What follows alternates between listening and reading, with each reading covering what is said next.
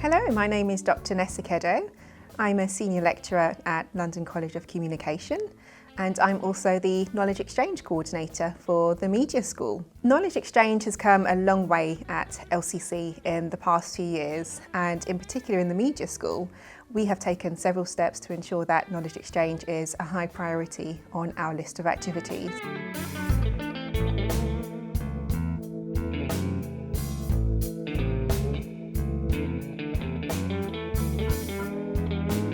In the past 12 months in particular, we've been working with colleagues in both professional services capacities and academic staff to enhance projects, to create new projects as well, and also really think about what's the key purpose of knowledge exchange for us in the Media School.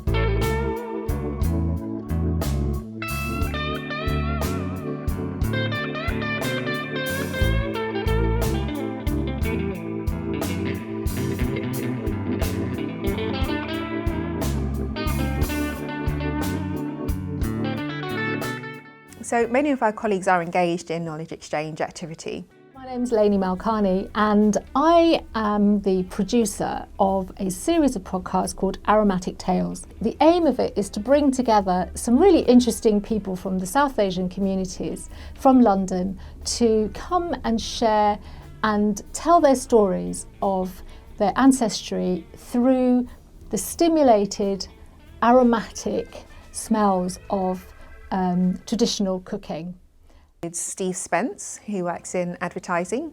He's done some fantastic work and has lots of industry experience and really has some amazing contacts across industry who he brings into both give guest speakers within classes, but also to assign students briefs. And what I love about Knowledge Exchange is the way it actually brings the theories we use to life.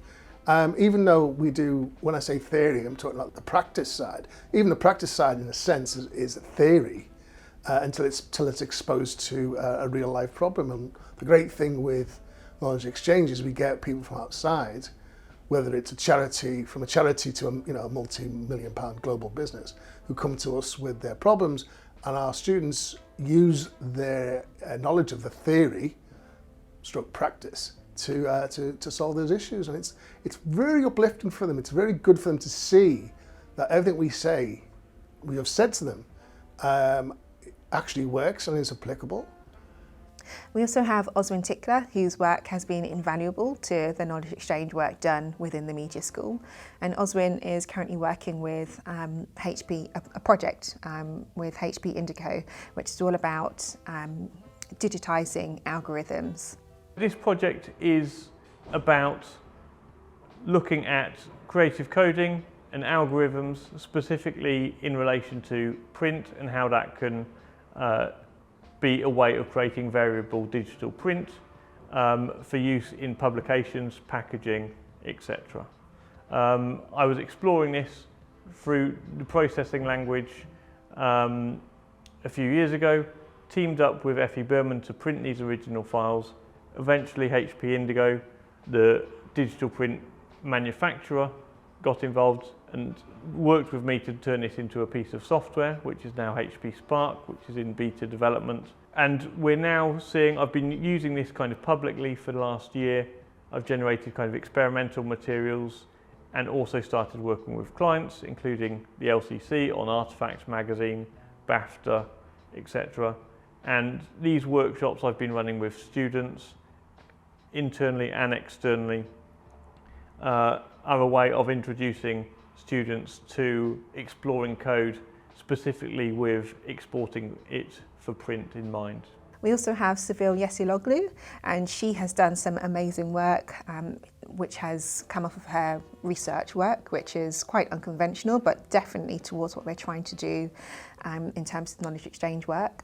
So her book, Influencer Marketing, has received lots of media attention. It's also gained lots of interest from organisations such as the DCMS, but also from EU Parliament as well. And Sevil's work has been crucial in terms of improving the amount of policy work done for influencer marketing. We also had Jonathan Hardy, who's traditionally, again, from a research background and is currently working on a funded project around branded content. And this has been hugely invaluable in terms of the outputs that the project has. So it's partnering with lots of industry partners around branded content, and much of that work is helping to inform policy around online harms, influencer marketing, and really how the landscape of globalised influencer marketing and branded content is shaping. We also have Adrian Wood and Wiafe, who are working in photography, and their work is very much centred on student-centric projects. And what's fantastic about the work that they're doing is that it's also aligned with our EDI initiatives across the college. So it's having a larger impact on the amount of work that students are able to do with industry partners, and having the capacity to have small pots of funding has had an impact in the way that students are able to engage with industry and the types of work that we're able to do to build these relationships with our partners. In collaboration with the team to fund an initiative called New Waves. New Waves allows us to do multi-broadcast live streams out to audiences, the training of a number of BA photography students to take part in a live stream that would work with Photo Fusion, a gallery in Brixton, to do a live artist talk online for one of the new shows, which was at the time was called Black Boy Joy, a show curated by a young person of colour, Destiny Page, which celebrated the black experience and 14 new artists who were looking at the black experience from a young perspective.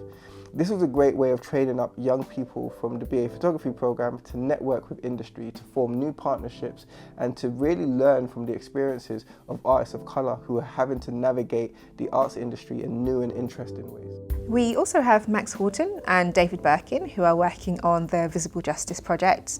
This project is a really interesting international project because it is looking at the way that we can advocate for social justice in different capacities. We also have Vivienne Francis's project, the Refugee Journalism Project, which has been funded both internally and externally. She's currently working with the BFI in order to think about how refugees can become more involved in journalistic reporting. My name is Abul Ajak. I am a filmmaker. I am also a victim of displacement. But unlike many others, I live in the capital city and I have access and privileges that most refugees cannot attain. My team, who are also victims of displacement, traveled with me to Nachivale refugee settlement, which is located 200 kilometers away from Uganda's capital city, Kampala. So knowledge exchange is a huge priority for us within the media school, and we'd like to invite you, if any of you are thinking of doing projects, whether it's a student-focused project which is linked to assessments, or if you've been approached by any industry partners interested in developing student-focused briefs, or you may be an academic member of staff who just has some ideas about knowledge exchange projects but you're not sure of how to go about it, please do get in touch with myself, who is the Media School Knowledge Exchange Coordinator, and I'd be happy to speak about those project ideas and hopefully develop them into ideas for the next academic year. As somebody who's on the knowledge exchange pathway and who does a lot of knowledge exchange projects, I would highly recommend any course, tutor, professor who's thinking about doing knowledge exchange to actually just do it, get involved with it, get the funding and get the students onto knowledge exchange projects. The breadth of extra knowledge it brings to both your course, yourselves and to your students is almost immeasurable really on the positive effects that knowledge exchange has on everything that you do. So for 23-24, we are still offering the knowledge exchange funding for academic members of staff and professional services members of staff. And this can also be merged with student projects as well. So please do get in touch if there is a project that you would like to run. The funding is available and will also be increased for the next academic year. So we'll be more than happy to discuss any project ideas with you.